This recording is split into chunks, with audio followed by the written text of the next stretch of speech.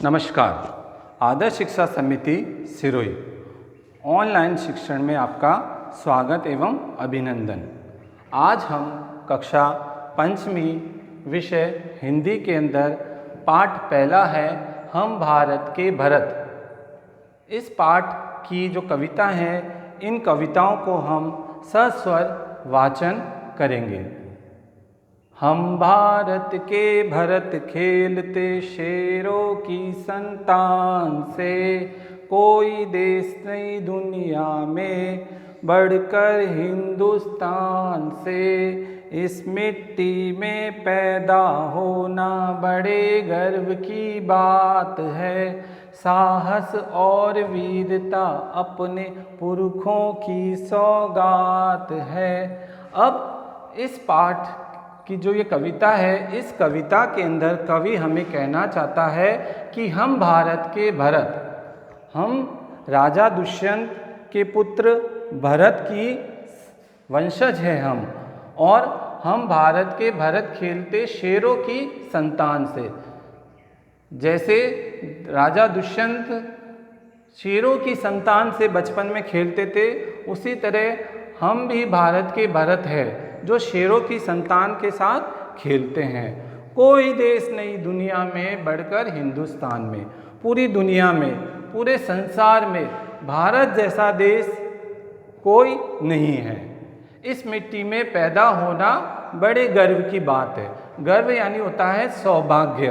तो भारत देश की मिट्टी में पैदा होना ही बहुत बड़ी बात है। साहस और वीरता अपने पुरखों की सौगात है।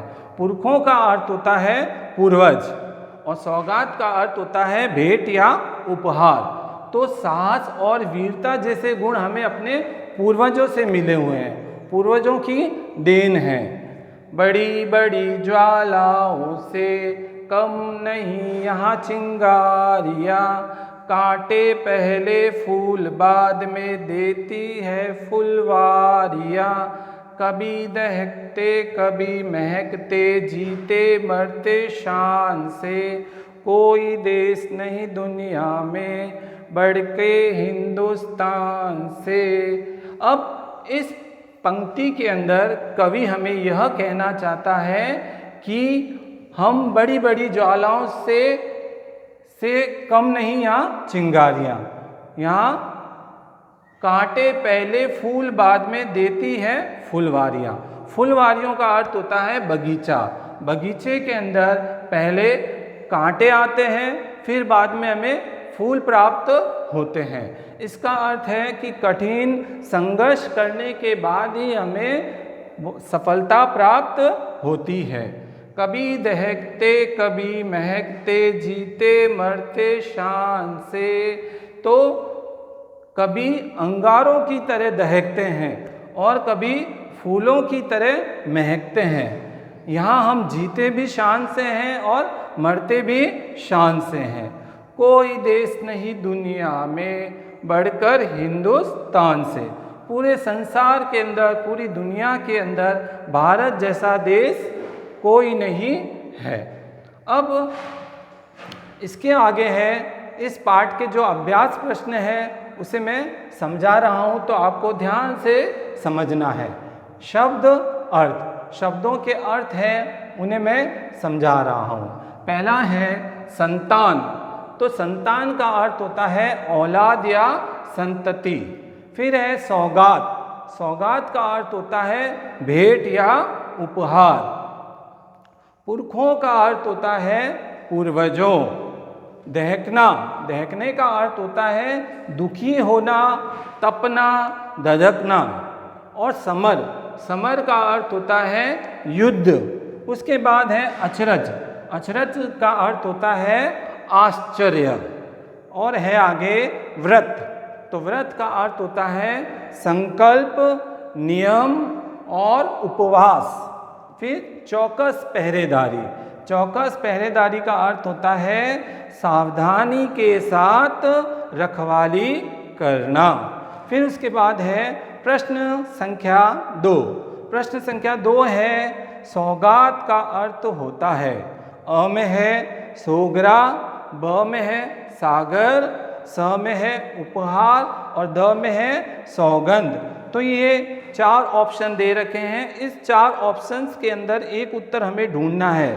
तो सौगात का अर्थ होता है उपहार, तो उपहार, तो इसमें आएगा उत्तर स। आगे है प्रश्न संख्या 2। एक वर्ष में महीनों की संख्या होती है। अ में है 10, ब में है 7, स में है 12 और द में है 9। तो उत्तर आएगा स में आएगा 12। हमें मालूम है कि एक वर्ष में महीनों की संख्या कितनी होती है, तो एक वर्ष में महीनों की संख्या 12 होती है। आगे है प्रश्न संख्या 3। प्रश्न संख्या 3 है भरत किससे खेलते थे। तो भरत किससे खेलते थे, तो भरत शेरों की संतान के साथ खेलते थे। संतान का अर्थ होता है बच्चे, मतलब शेरों के बच्चों के साथ खेलते थे। प्रश्न चौथा है पुरखों की सौगात क्या है। अब पुरखों का अर्थ अभी मैंने बताया था कि पुरखों का अर्थ होता है पूर्वज और सौगात का अर्थ होता है भेंट या उपहार। तो पुरखों की सौगात, हमें पुरखों से क्या प्राप्त हुआ है, तो पुरखों से हमें साहस और वीरता जैसे गुण हमें प्राप्त हुए हैं। हमें जान से प्यारी क्या है, तो हमें अपनी जान से भी सबसे प्यारी क्या है, तो हमें जान से भी सबसे प्यारी हमें अपनी भारत माता है। आगे है गृह कार्य क्रमांक के अंदर प्रश्न 3 है, वो आपको PDF के माध्यम से दिया जाएगा, इसे आपको अपनी कॉपी में हल करना है। एक बार मैं समझा रहा हूँ। प्रश्न छठा है कि इस कविता में से वह पंक्तियाँ छांटकर लिखो जिनका अर्थ है। तो ये पंक्तियाँ हैं, ये हमें कविता के अंदर मिल जाएगी, उनसे मिलती जुलती ही है, तो हम उस कविता में से ढूंढकर इनका उत्तर लिखेंगे। अ में है चिंगारियाँ ज्वालाओं से कम नहीं हैं। फिर है ब में है हमारे काम इतिहास का हिस्सा बनते रहना है। स में है हमें धरती को माँ समान प्यार करते हैं। और द में है कठिन परीक्षा में मेहनत करने की आवश्यकता है। ये हमें अपनी कॉपी के अंदर करना है। इसे हम इस पाठ की जो पंक्तियां हैं, इसे एक बार हमें पुनः सस्वर वाचन करेंगे। तो हम भारत के भरत खेलते शेरों की संतान से, कोई देश नहीं दुनिया में बढ़कर हिंदुस्तान से। इस मिट्टी में पैदा होना बड़े गर्व की बात है। साहस और वीरता अपने पुरखों की सौगात है। बड़ी बड़ी ज्वालाओं से कम नहीं यहाँ चिंगारियाँ। कांटे पहले फूल बाद में देती है फुलवारियाँ। कभी दहकते कभी महकते, जीते मरते शान से।